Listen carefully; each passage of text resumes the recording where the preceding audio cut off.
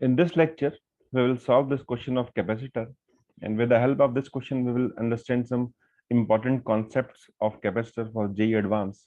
So let's solve it. Three capacitors C1, C2, C3 are separately charged with battery of potential difference 40 volt, 30 volt, 10 volt. तो तीनों को अलग अलग charge किया गया, separately अलग अलग, and then disconnected. After then they are connected to each other as shown in figure. उसके बाद इनको आपस में कर दिया गया कनेक्ट इस तरीके से जो फिगर में दे रखा है.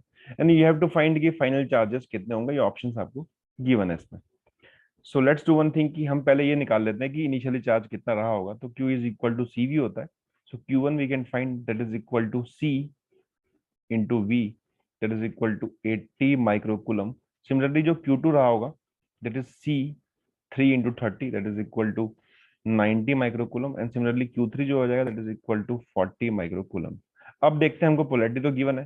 सो वी कैन राइट कि जो यहाँ पे चार्ज होगा ये पॉजिटिव प्लेट है यहाँ पे, that is equal two plus 90 and यहाँ माइनस 90. सिमिलरली यहाँ देखते हैं इस प्लेट पे C1 है, तो this is equal two plus 80 and this is minus 80. Similarly C3 पे देखते हैं तो ये भी पॉजिटिव है, so plus 40 and minus 40. Now अब कर दे स्विच को हमने क्लोज, तो अब सर्किट में चार्ज फ्लो करेगा. तो वो हमें निकालना है कितना चार्ज फाइनली बचा होगा. तो देखते हैं अब क्या होगा. सो अब एक इंपॉर्टेंट कॉन्सेप्ट है जो हमें समझना है इस क्वेश्चन में, और वही इंपॉर्टेंट है. वो ये कि ये जो प्लेट है, ये प्लेट एंड दिस प्लेट, इसका चार्ज यहां से यहां जंप नहीं कर सकता क्योंकि बिकॉज बीच में इलेक्ट्रिक है. यहाँ पे चार्ज इंडक्शन होता है, यहाँ से चार्ज इस पे इंड्यूस होता है. तो ये चार्ज तो यहीं रहने वाला है. सिमिलरली ये जो चार्ज है 80 वाला, ये भी चार्ज यहाँ पे जंप नहीं कर सकता, लेकिन ये आपस में फ्लो करा सकते हैं because they both are connected. तो ये हो सकता है कि ये चार्ज यहाँ से यहाँ फ्लो कर जाए नीचे की तरफ, या फिर यहाँ से यहाँ फ्लो हो जाए because they are connected. Similarly जो ये जो प्लेट्स हैं इनका भी चार्ज मिला के कंजर्व रहने वाला है क्योंकि because they are connected. Similarly इन दोनों का मिला के भी कंजर्व रहने वाला है because they are connected. So अगर मैं देखूं इस पे 90 है, इस पे 80 है, तो नेट जो होगा दैट इज इक्वल टू 170. तो सिमिलरली अगर मैं यहाँ पे चार्ज क्यू लेट कर लूं तो यहाँ पे कुछ 170 माइनस क्यू आएगा. मतलब क्या है कि मिला के इन दोनों का 170 आना चाहिए, और ये कॉन्सेप्ट ही हमें इसमें समझना था जो काफी इंपॉर्टेंट है. तो यहाँ पे देखेंगे अगर, तो यहाँ पे चार्ज आ जाएगा this is equal to 170 minus Q by induction. अब यहाँ देखते हैं, तो अगर मैं इन दोनों को देखूं तो यहाँ -80 और +40, तो मिला के कुछ ये -40 होना चाहिए क्योंकि -80 +40 दिस इज इक्वल टू -40 होना चाहिए. सो अगर मैं यहाँ पे कुछ Q1 मान लूं, so -40 must be equal to -170 minus Q plus Q1. मतलब इसका और इसका मिला के होना चाहिए जो पहले था. तो दिस इज इक्वल टू -40, तो this is equal to -170 plus Q1 is equal to -40. So Q1 equal to 130 minus Q. तो मतलब जो यहाँ पे चार्ज आएगा that is equal to 130 minus Q. तो जो यहाँ पे हो जाएगा बाय इंडक्शन, यहाँ पे नेगेटिव गिवन है, तो this is equal to -130 minus Q इस प्लेट, और ये इस प्लेट पे हो गया. अब हमें कुछ नहीं करना, अब हमें सिंपली यहाँ पे कुछ नहीं करना, केवीएल को अप्लाई करना है. तो देखते हैं केवीएल लगा के क्या निकलेगा. और आप खुद चेक कर सकते हैं कि यहाँ पे चार्ज अगर क्यू माना है तो यहाँ माइनस क्यू है. अगर आप इन दोनों को ऐड करेंगे, इसको और इसको, सो आपको मिल गया वो -490 -40 -130 मिलना चाहिए, जो आप चेक कर सकते हैं. यहाँ पे इन दोनों को ऐड करते ही आपको this is -130 plus Q and this is minus Q. तो अगर ऐड कर ले so this will be equal to -130, जो होना ही चाहिए. दैट मीन्स कि जो प्लेट आपस में कनेक्टेड है उनका मिला के चार्ज कंजर्व होगा और आपस में चार्ज फ्लो कर सकता है. तो दिस इज द कॉन्सेप्ट. अब क्या करते हैं, नाउ अप्लाई केवीएल अप्लाई करते हैं.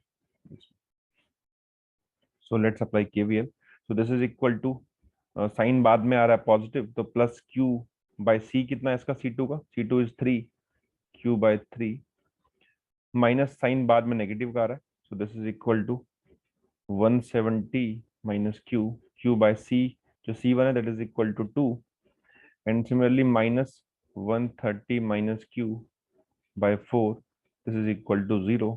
सो this is equal to Q common निकाल लेते हैं, 1/3 plus 1/2 plus 1/4, and this is equal to 85 plus 65/2.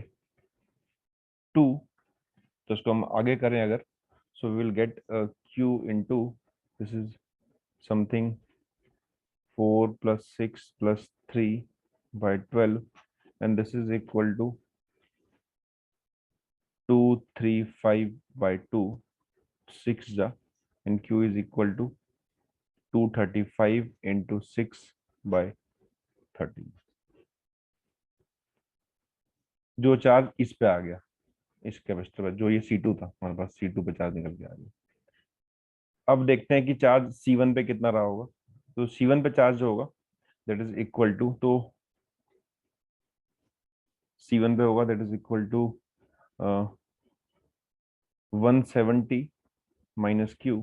So 170 minus Q का पुट कर दूं अगर मैं, 235 into 6 by 13, so this will be, after solving you will get 170 minus this is 1410 upon 13, and this is equal to 1410 upon 13, so this will be equal to 800 by 13.